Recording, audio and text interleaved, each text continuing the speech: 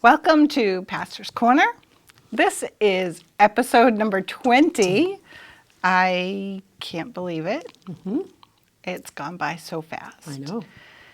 And if you don't know what Pastor's Corner is, it is myself, Pastor Kelly Milne, and from the Bridgewater New Church in Bridgewater, and my friend in all types of situations, Reverend Dr. Donna from the Elmwood New Church in Elmwood.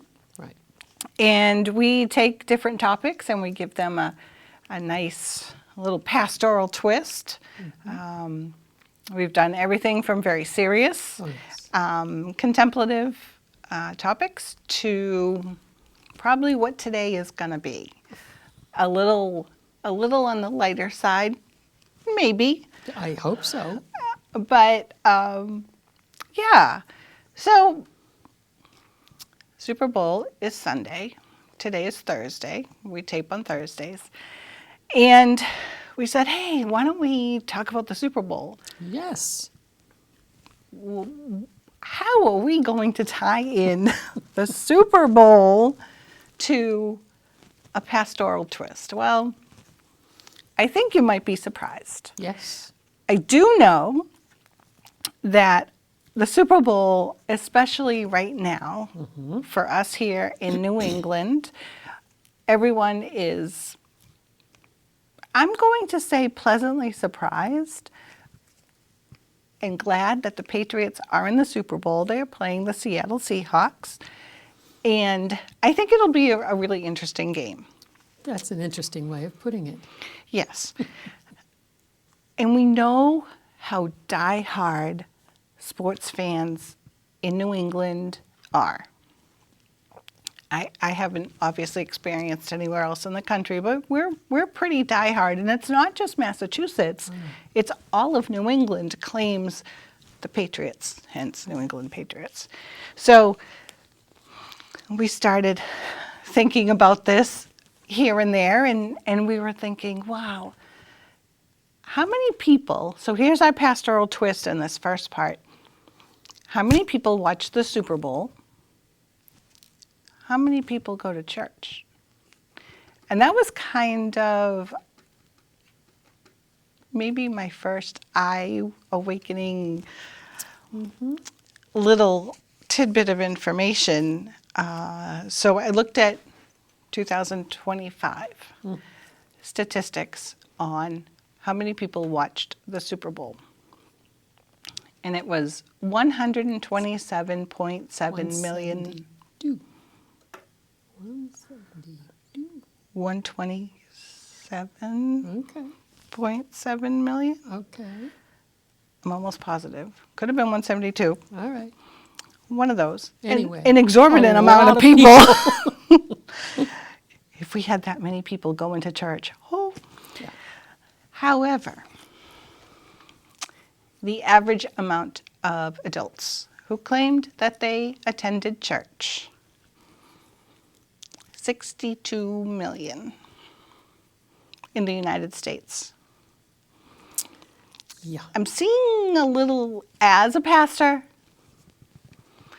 seeing how our society has changed, how sports seem to be so important, and remembering that shift when kids' sports started being on Sundays, and our priorities. I'm going to leave that as my opinion right there, because I enjoy watching football. I have no problem. It's just, you know. But usually the games are on after Sunday services. They really are. The earliest game is 1 o'clock. Yep. 1, 4, and sometimes 8 or whatnot. So there is time to go to church. But that's where people's attention is, Right. especially right now. You know, when your own team is playing and all the hype and everything. It would be awesome if it was reversed. If 172 million people attended church every Sunday. And I wonder if it had ever been like that. I believe it was. I believe it too. I think in rural America, I don't know about other countries, but in rural America, and sometimes even large cities America, there were, number one, blue laws. So nothing was open except absolute necessary places where you could get medicine or a thing of milk. And so there wasn't anything else to do. But it was also much more of a family dynamic. Right. Everybody in the family went to church. Right. Didn't matter if the kids didn't want to go. Everybody in the family went to church. You went to church, absolutely. So I think that that whole dynamic of being a familial, must do, it has eroded over the last century anyway. Sure. Yeah, I can see that over, especially after the World Wars. Because World War II, the men went off to war, and what happened? The women had to start going to work. Yep. And then when the guys came back, I liked my independence, which hey, fantastic. Yep. And I like to think, not that I enjoyed COVID, but I like to think that COVID helped us to really ponder our priorities. Mm-hmm. And it may not be a physical church building that people are looking for. Yeah. It may just be that religion, that spirituality, that inside yourself, which actually goes right along with our theology Right. to a T. Right. But yeah, so Super Bowl and Yep.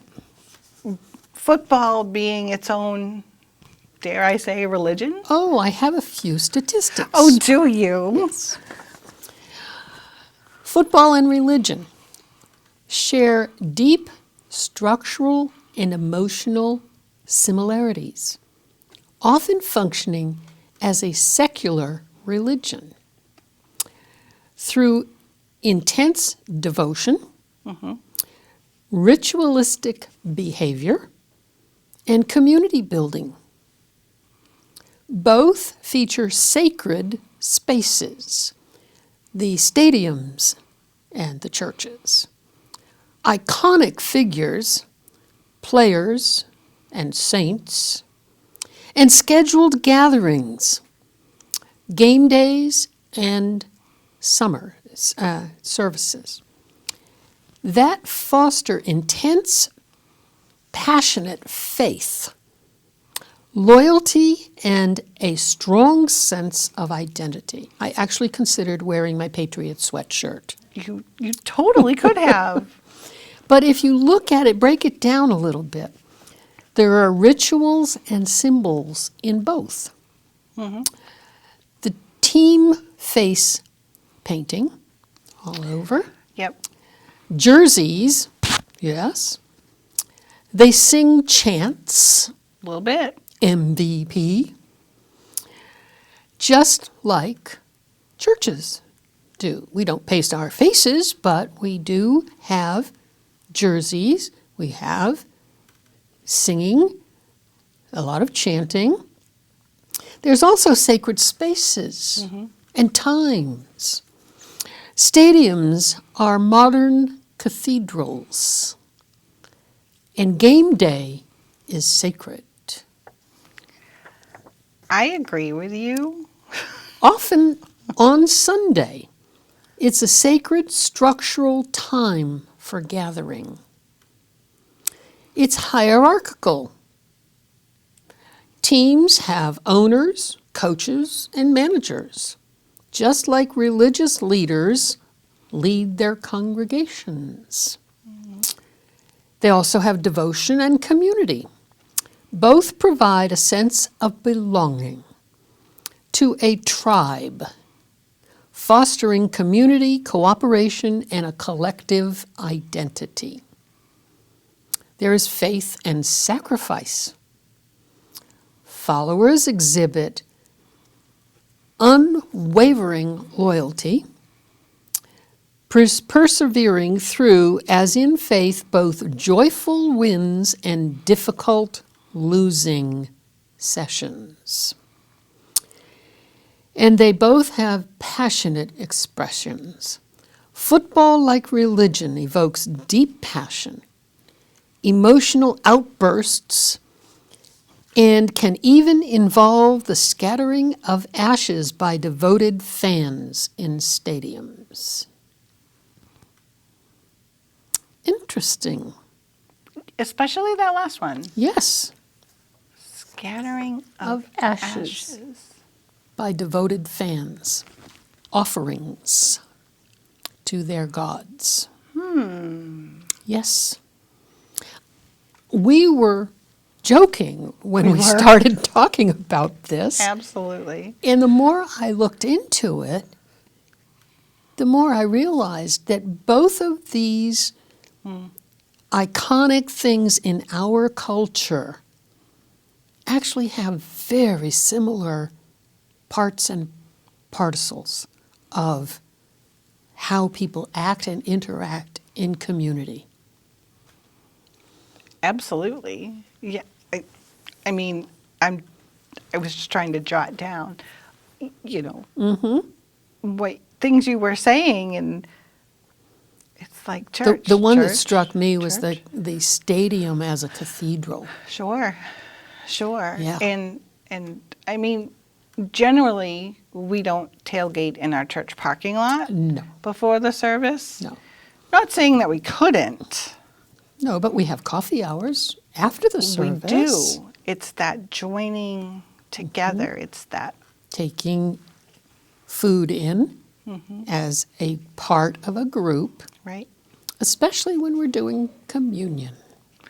Absolutely.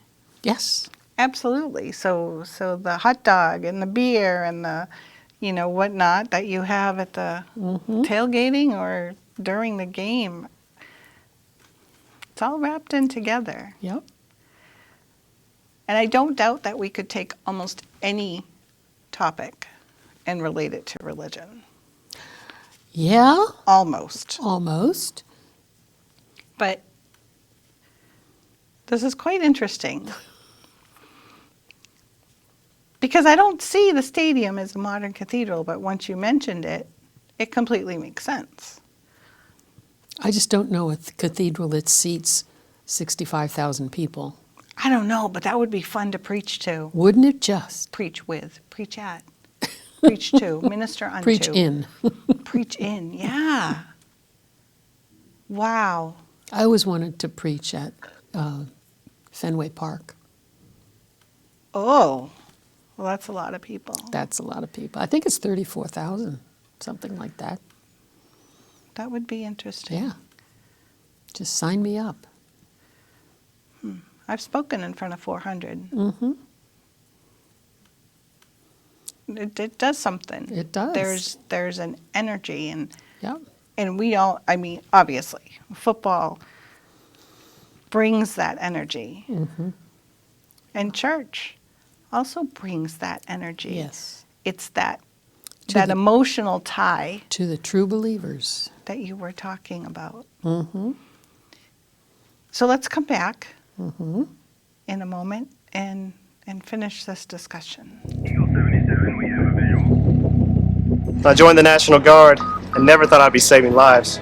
It's more than money for college. It's built my character and given me a sense of accomplishment. Now I'm on a career path and I'm the leader of my team. I put on the uniform and I have a whole new outlook on life. Country, community, family. That's what matters most to me.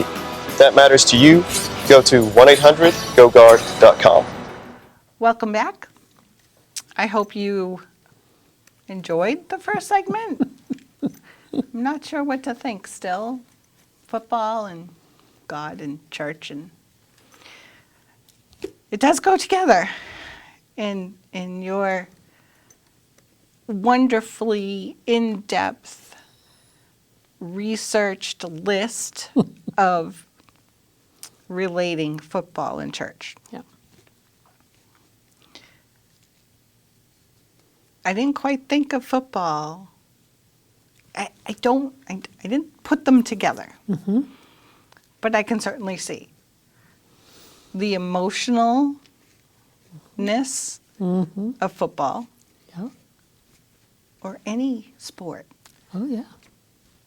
Gymnastics, baseball, Yeah. The Olympics. the Olympics. Oh, I cannot wait tomorrow.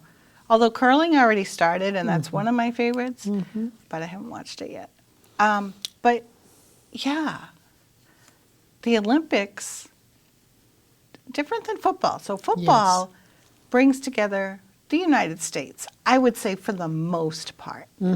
I'm sure there are international watchers and all of that. But the Olympics, that's the world. And you're rooting for your country. Right. It brings people together in every country It does. in a way that many other things can't. Right, right. We're all watching the same thing. We're rooting for our own country, but we're doing this together Right. as one body. Right. Church. The church as a whole.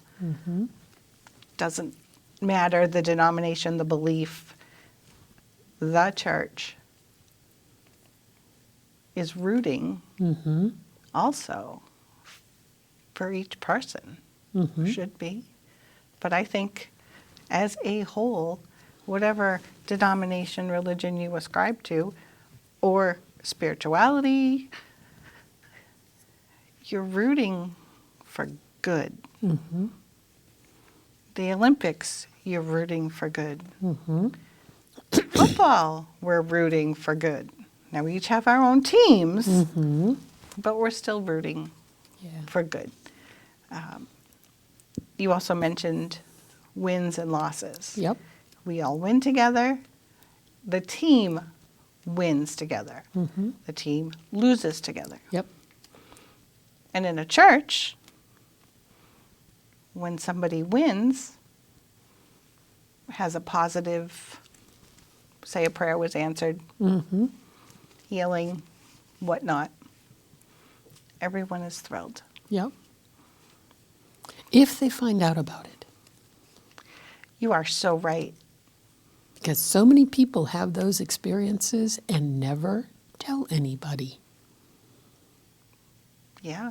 I was struck last Sunday. One of my parishioners who, I'm sorry, excuse me, who comes once a month because she lives further away, Sure.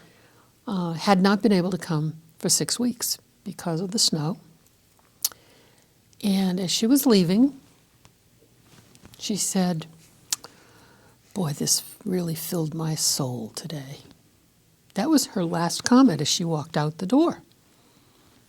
And I was startled because normally this woman doesn't talk about her spirituality or anything. But there's a lot of people who get filled in church services and they never say anything. They're just quiet about it. Yeah. Yeah. Especially as a church or even a friend group, Yeah.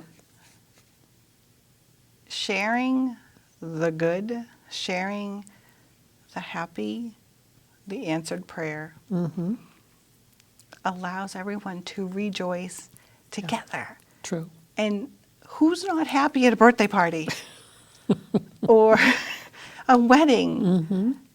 It's a celebration. And we should want to share all that. Yeah. You know, and I'm sure that there are people who just don't have that support group, Right. who don't have many family or what. You know what? Tell us. Right. We will totally rejoice. Yes. You know, and be happy, and that's such an important thing. Yes, it is. I find also, even at receptions after funerals, there's a shared amount of emotion, Right. and some of the ones that I've been to have been very positive. Yeah. And some people have actually sung songs that the dearly departed really enjoyed. I'm thinking now of Splish Splash, I Was Taking a Bath, which one of my parishioners insisted on singing. That was his father's favorite song. There you go. And so there's a sense in which there is always a celebration, even for maybe not really positive things, if somebody has died. Absolutely. Right. Absolutely.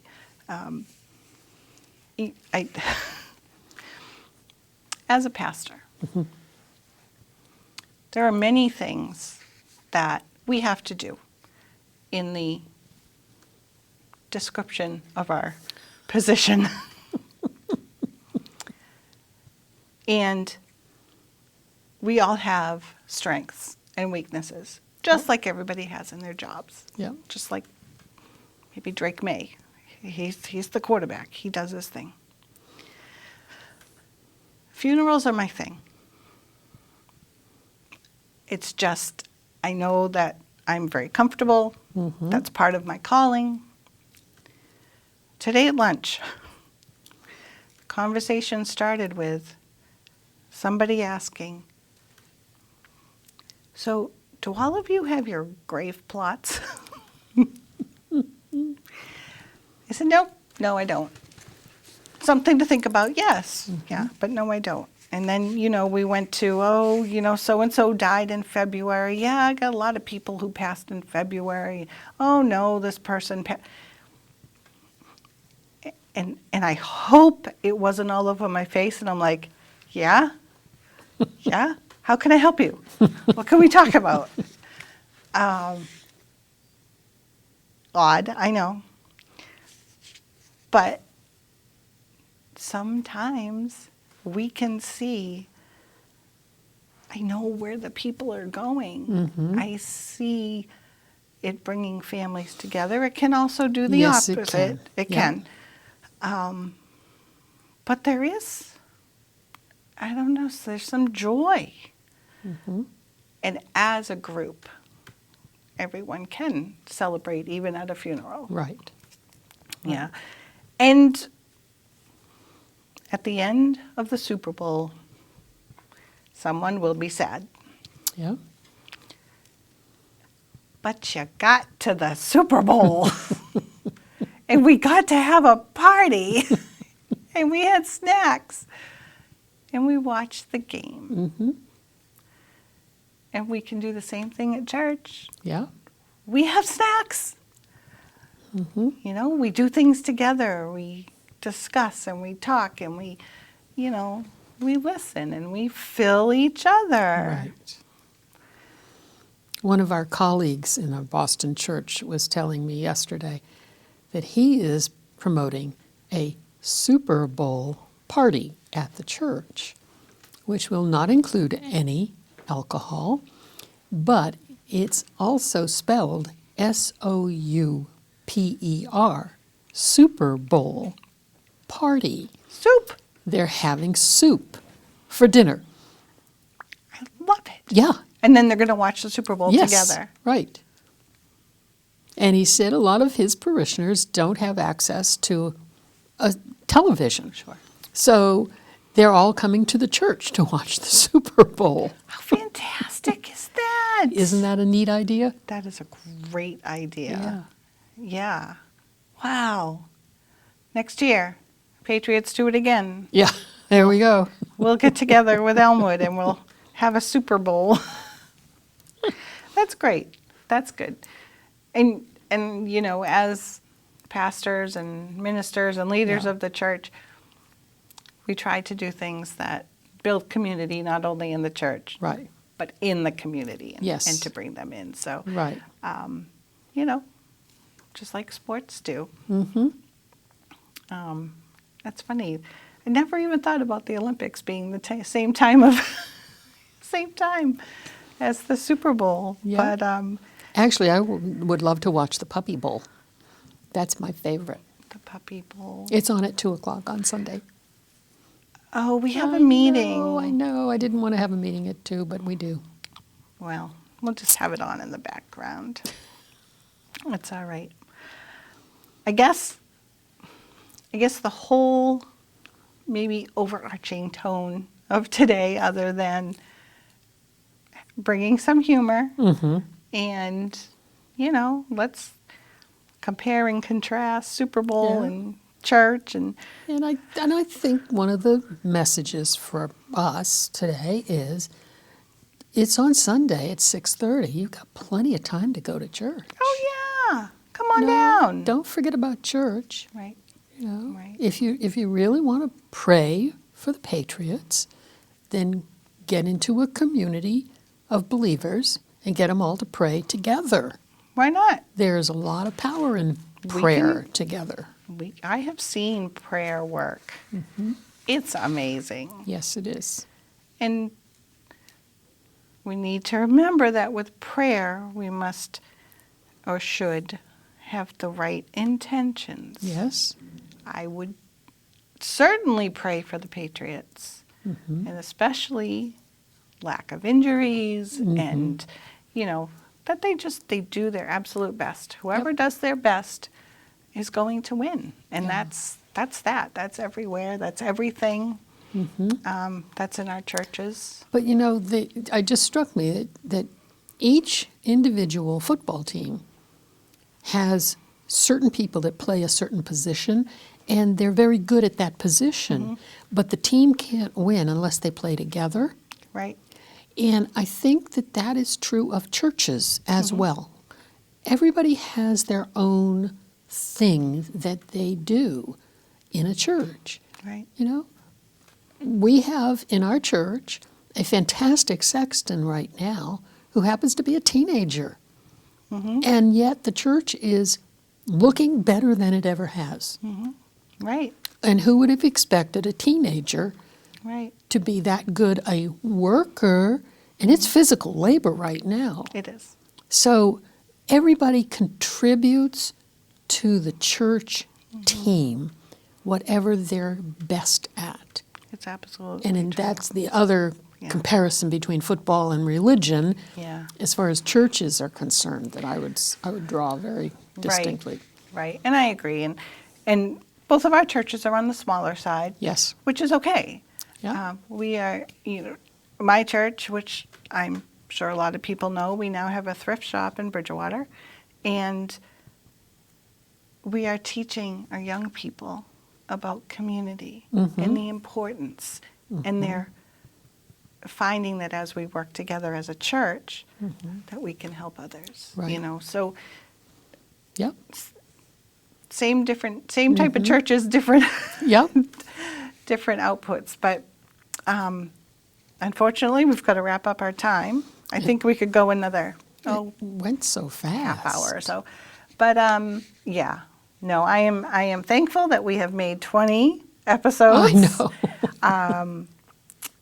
Anne has so graciously uploaded all of our shows onto the EBCAM YouTube channel, which I will be spreading that news as well. And I just encourage you all to be part of a community Yeah. and to rejoice and celebrate when you can. And thank God. Amen. We'll see you next time. Right.